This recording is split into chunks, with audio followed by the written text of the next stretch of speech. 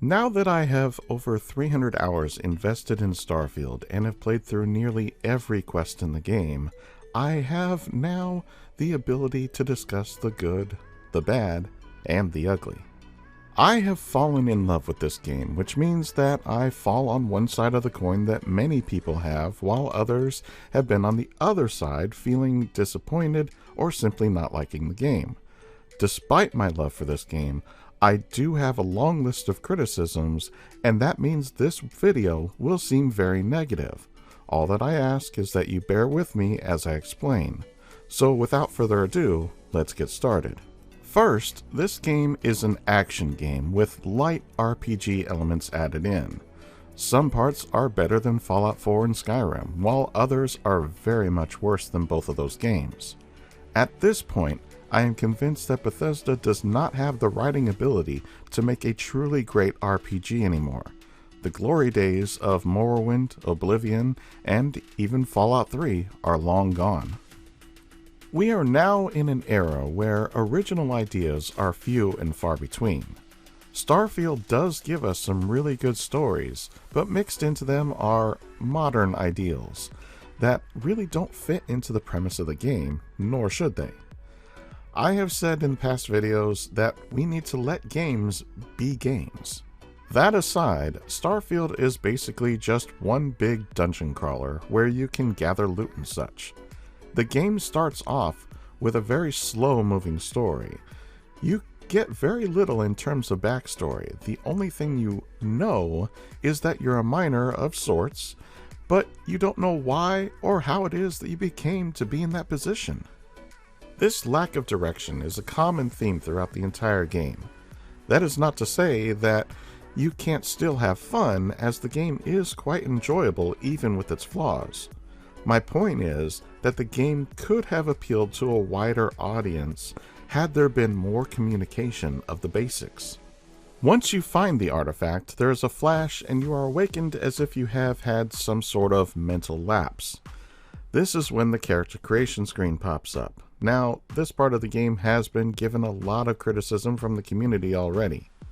I personally like it a whole lot more than any other character creation screen we have seen from previous Bethesda games. I think the biggest issue is, again, the lack of communication by Bethesda. It is admittedly harder than, say, Fallout 4's creation menu. Many of the trait descriptions are vague, making it hard to decide what to pick. This also extends to the skills tree. Some give proper information, while others leave out important details like percentages and such. Speaking of traits, the only things I noticed that they did for you in-game was give you more flavor dialogue options. Those occasional choices did not impact the story in any way, as the outcome is the same regardless of the dialogue choice. It just gives you a bit more in terms of context, sometimes. This does not, however, aid you in any way, so the reward for using it is really just in how we perceive the dialogue. The dialogue is also an issue at times, as many of the options we have to choose from really don't make any sense, and even the interaction of our companions will seem disjointed, which at times took me out of the moment during certain story points. There were times where the companion would react or speak with outrage for no reason. Even worse, some of the dialogue would be headed down a path where there was some remorse or emotional points being expressed, and the responses simply did not fit the situation. I often found myself chastising my companion because they were completely out of line. Fortunately, it did not at all impact the outcome, but it still was jarring and took me out of the moment. For most things in Starfield, you just have to figure it out through trial and error, which most people are not willing to do. This, of course, leads to frustration, which in turn leads to negative reviews, both in print and word of mouth. For many people, this game is their first Bethesda title, and they may not know the ins and outs of Bethesda games. This is where the communication needs to happen. Even if it is just a pop-up text, something is better than nothing. Once you have created your character, you are taken outside where you meet the first person from the primary faction of Constellation. After a brief battle with some pirates, we are given the task of taking the ship and the artifact back to Constellation's headquarters. This is just the first time the story takes an unrealistic turn, but it won't be the last. Don't get me wrong, in the words of Todd Howard, it just works. However, this part of the story could have been fleshed out a lot more, rather than just thrusting you into having to start the main quest. This brings us to more communication issues. Space combat is not as simple as you might think, and the first time you have to do it, you are given a very brief rundown that misses many of the important points that you will have to eventually figure out on your own, once again through trial and error. Once you get a handle on space combat, it is very easy, but until then, it is very clunky and unintuitive. To make matters worse, the Frontier is your first ship, and it is very touchy with the controls because of its size and design. I found myself immediately looking to capture a different ship as soon as I possibly could because I just didn't like the Frontier for the reasons listed just a moment ago. By the time we finally get to the lodge, even the other characters in Constellation seem to be irritated by Barrett sending us in his place. If it was not apparent, I was not a fan of the main story. It relies on some of the most basic tropes in science fiction and really did not give me any reason to want to finish it. By contrast, the other faction quests were very fun and intriguing. Each one roped me in and left me wanting more from them. Those were very well written, with some points that were not so good, but overall they gave me joy. This was not the case for the main story, or the Constellation story as it should be referred to. That entire storyline lacked any real vision or creativity. When you get near the end of that storyline, there are parts that are supposed to be emotional.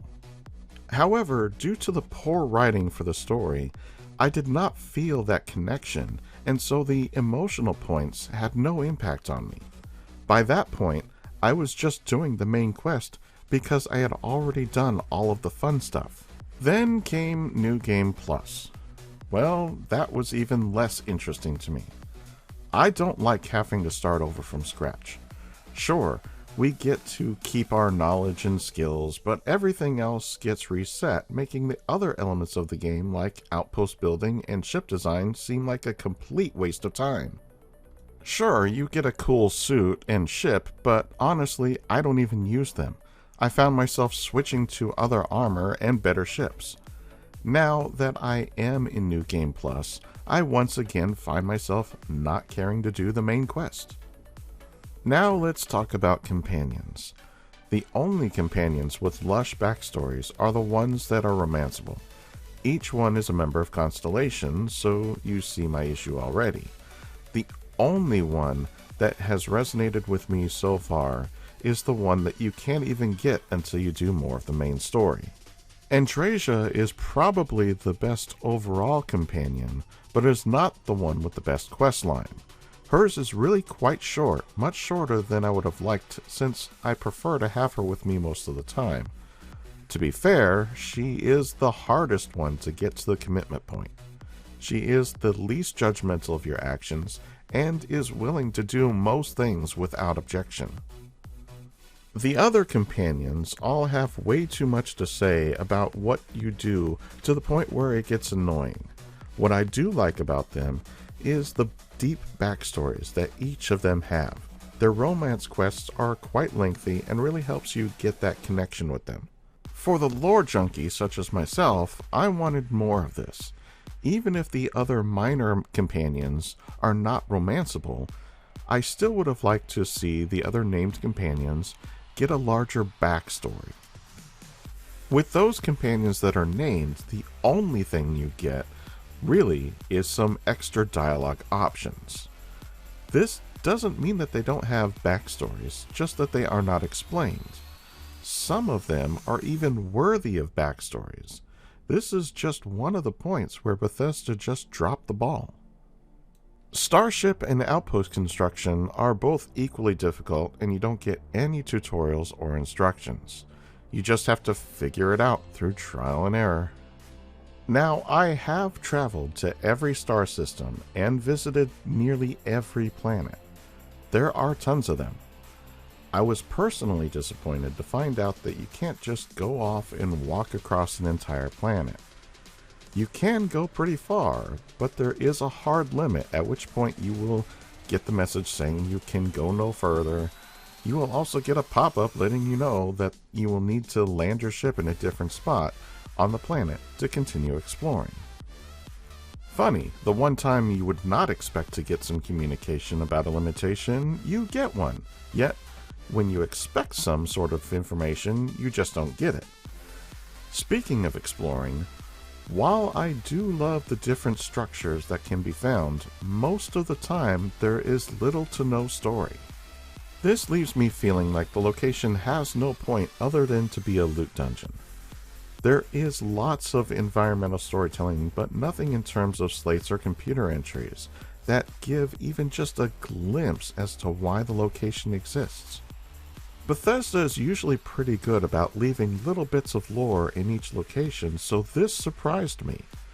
Another thing that surprised me was the fact that House Varun is mentioned a lot in the game, but the only time you interact with anyone from that faction is during a couple of quests, and even those encounters are brief.